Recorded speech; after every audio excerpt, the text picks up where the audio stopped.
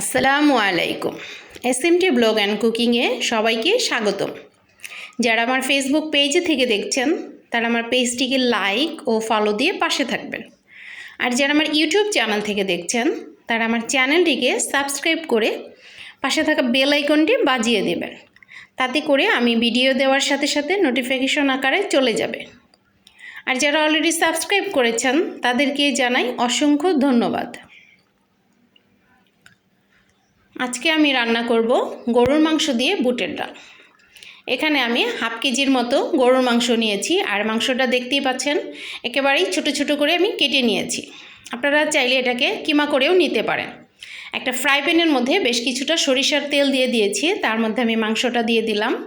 1 cup পরিমাণ পেঁয়াজ কুচি দিয়ে দিলাম, আর 2টা তেজপাতা দিয়ে দিয়েছি। 1 চা চামচ পরিমাণ হলুদের গুঁড়া, 1 চা চামচ পরিমাণ মরিচের গুঁড়া, হাফ চা চামচ পরিমাণ ধনিয়ার গুঁড়া দিয়ে দিলাম, আর পরিমাণ মতো লবণ দিয়ে দিয়েছি।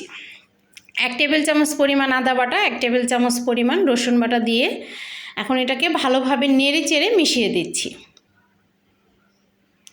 এই তো এখন আমি ঢাকনা দিয়ে ঢেকে বেশ কিছুটা সময়ের জন্য এটাকে রান্না করে নিব, আর মাঝে মাঝে একটু নেড়ে চেড়ে দিতে হবে।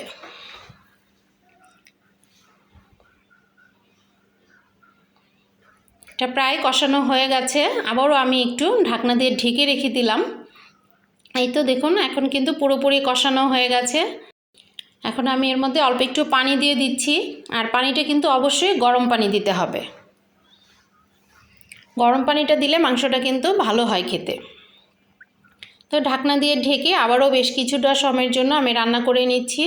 এর মধ্যে আমি 3 পিস দারচিনি দিয়ে দিলাম, আর 3 পিস এলাচ দানা দিয়ে দিলাম।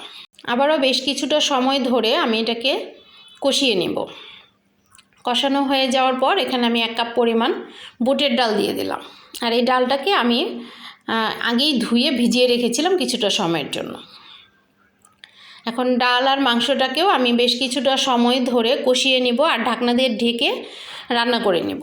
এই তো আমি যখন কষানো হয়ে গেল তখন এর মধ্যে আমি ঝোলের পানি দিয়ে দিলাম। এখন ঢাকনা দিয়ে ঢেকে বেশ কিছুটা সময়ের জন্য রেখে দিব যেন সেদ্ধ হয়ে যায়। আর ঢাকনাটা খুলে আমি এখন একটু গরম মশলার গুঁড়া দিয়ে দিলাম। এই যে দেখুন আমার ডালটা কিন্তু হয়ে এসেছে। এখন আমি জিরার গুঁড়ি দিয়ে দিচ্ছি, আর এটা নামানোর পরে কিন্তু অনেকটাই টেনে যাবে। দেখুন আমি পরিবেশন করে নিয়েছি, ঝোলটা কিন্তু প্রায় টেনে এসেছে।